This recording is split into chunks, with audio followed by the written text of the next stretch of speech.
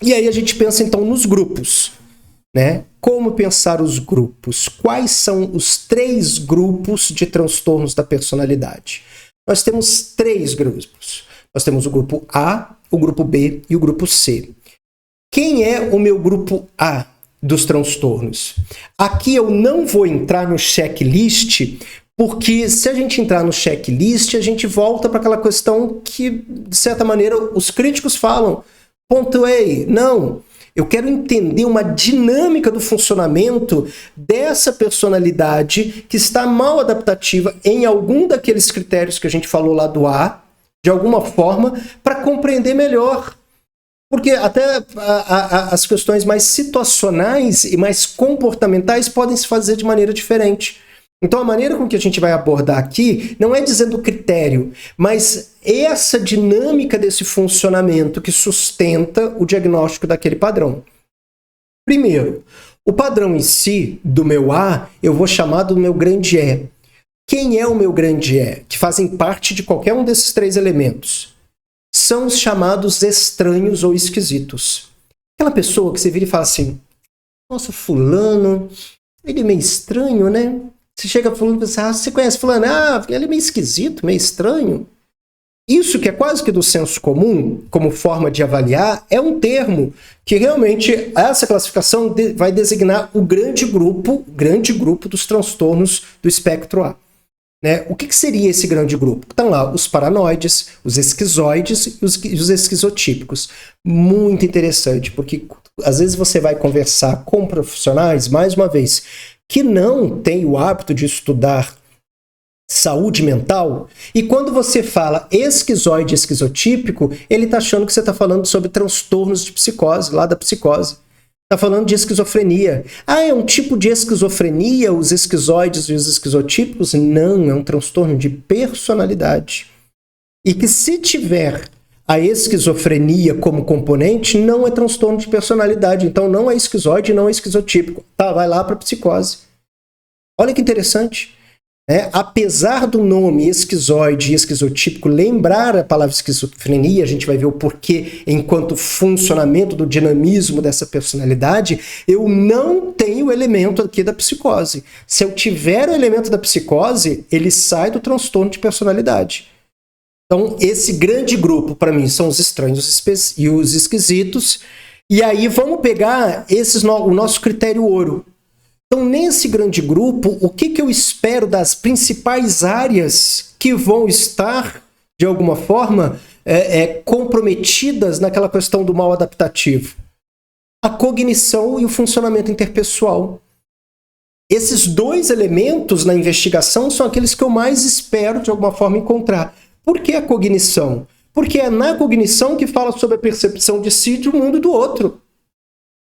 É ali que mais demarca as características específicas desses 3 grupos, né, de transtorno. É alguma alteração exacerbada nesses modelos, ou na percepção de mim, na percepção do mundo, na percepção do evento, na percepção do outro. Então eu espero encontrar essas alterações aqui. Se eu não encontro isso, então pode não ser desse grupo. Porque isso é muito evidente quando a gente vai ver o funcionamento de cada um deles. E do funcionamento interpessoal, justamente porque está nessa relação com o mundo. A relação com o mundo passa a se tornar uma relação desajustada, que vai estar trazendo de alguma maneira o sofrimento, principalmente para o outro, muitas das vezes até para o outro, do que para si mesmo. Tá? Então esses 2 grandes blocos, essas 2 áreas, vão ser as minhas norteadoras para um processo de avaliação dentro desse primeiro grupo. O que eu tenho aqui primeiro? O meu paranoide. E aí, quem é esse paranoide? Esse paranoide, enquanto transtorno de personalidade, não é a esquizofrenia paranoide lá. Tá? O termo daqui não é o sintoma, não é a ideia persecutória que fica. Tá? Não é a ideia. Aqui é o indivíduo, lembra, numa questão múltipla, em várias ações. Porque se for situacional, eu posso estar pensando mais uma vez lá. Agora, aqui é um sujeito que não é específico numa situação, um momento. É na forma dele agir. Então, a percepção de significado oculto ou distorcido sustentando comportamentos comportamentos de suspeita, preocupação, desconfiança, perseguição. Então não é específico. Isso é como um todo e ao longo da vida. Então ele, né, sempre acha que é uma pessoa, não, nada dá certo pra mim porque, eu não sei, eu acredito que eu não sou uma pessoa que nasceu para ser feliz, eu vejo que tudo dá errado, eu não consigo entender por que as pessoas sempre estão em cima de mim me perseguindo. É uma noção. Se ele vira e fala que tem a certeza de que fulano faz mal pra ele, Beltrano faz isso, eu tenho aí agora um delírio. Se eu tenho delírio, eu saio do transtorno de personalidade, eu estou indo para outro lugar. Aqui eu estou quase lá. Nesse significado, que é um significado oculto. Eu acho, eu não consigo ver. Eu tenho quase uma intuição de que isso acontece, eu sou perseguido. Se eu tenho a certeza de que isso acontece, estão me vigiando, estão isso, aquilo, outro, passou, estou na psicose. Não estou no transtorno de personalidade. Percebe que tem um limite que eu consigo avaliar? Ele vai até ali. Se ele ultrapassa, saiu daqui do transtorno de personalidade, principalmente paranoide. Sentimentos de medo, raiva, rancor, infidelidade, tudo isso, ao medo está repetido, desculpa. Então, estão ali nesse sujeito. Então, no processo de avaliação, eu preciso identificar isso. Se ele não tem nada disso, então, como é que essa paranoia enquanto transtorno de personalidade se manifesta? Ele está bem com tudo, não é preocupado, não está bem, então não vai por aí. Não é aqui essa possibilidade do encaixe da análise desse sujeito. Além disso, uma possibilidade de temperamento ansioso e impulsivo. Lembra também do encontrar? Por quê? Porque esse sujeito, como ele tem medo, como ele tem expectativa, como ele tem, acha sempre que está sendo perseguido de alguma maneira, ele vai ser mais ansioso. E por conta disso, mais impulsivo. Tem uma tendência de ser mais isso, enquanto traços. Então, eu vou estar encontrando todos esses traços como possibilidade aqui. O nosso esquizoide, quem que é ele? É aquele sujeito que vai estar trazendo como principal característica um afastamento do outro, sustentando um comportamento de indiferença, distanciamento, solidão, fala reduzida, pouco contato íntimo e sexual. Aí você vira e fala assim, lembra aquele meu rapaz que a gente está fazendo a avaliação dele da possibilidade do diagnóstico de autismo?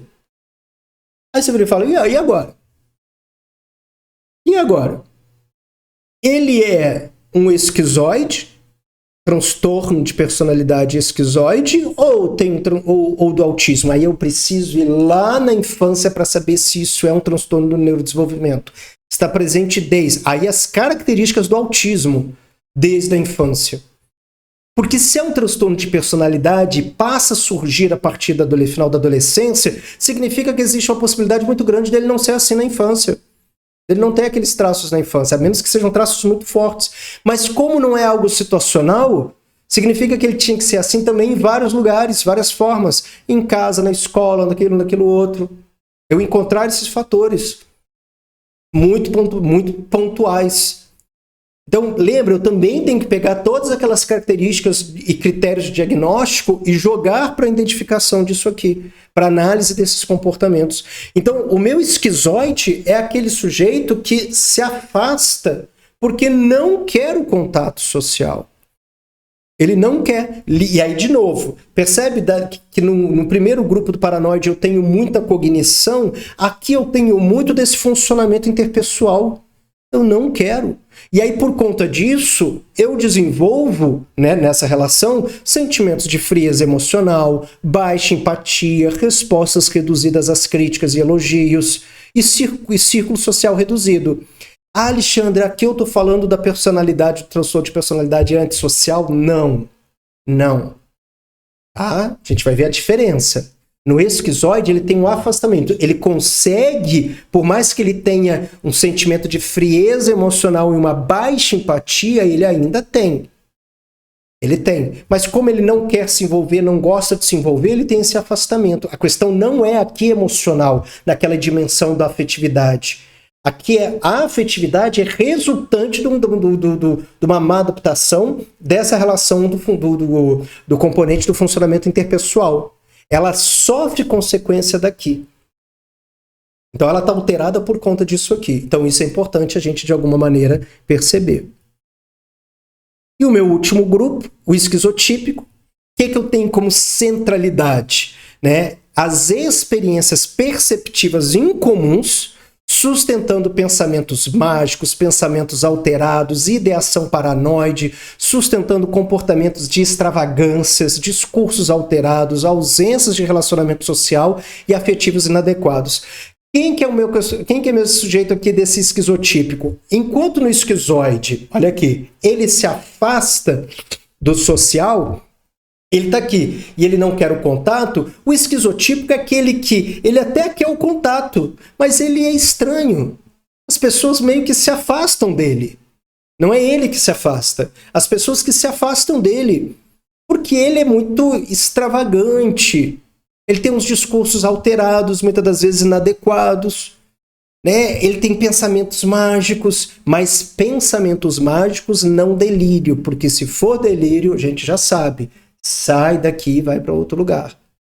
Não é na análise daqui, da parte dos transtornos de personalidade. Então, veja, é aquele cara que você vira e fala assim, né, muitas das vezes, síndrome de Peter Pan. Né, brinca e fala, tá entre o esquizotipo. A única diferença está assim, ele quer, mas as pessoas não gostam muito de ficar perto dele, dessa pessoa. Então aqui elas que vão de alguma forma causar esse afastamento.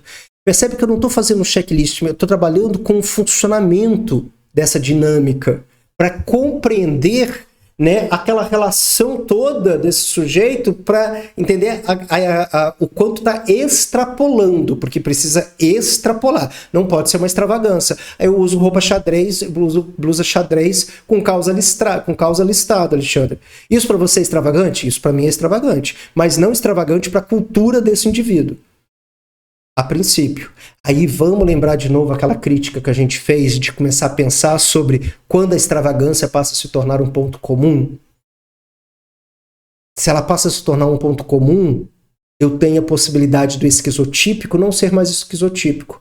Eu naturalizei e normatizei o esquizotípico? Pode, não tem problema nenhum. Tem consequências disso? Sim, o sofrimento que advém disso, possível. Eu posso não estar mais, então, interpretando ou acolhendo. Então, tomar muito cuidado com justamente isso, porque o parâmetro aqui está sendo estabelecido pelo social, de certa maneira. Desse até onde que vai. Tá?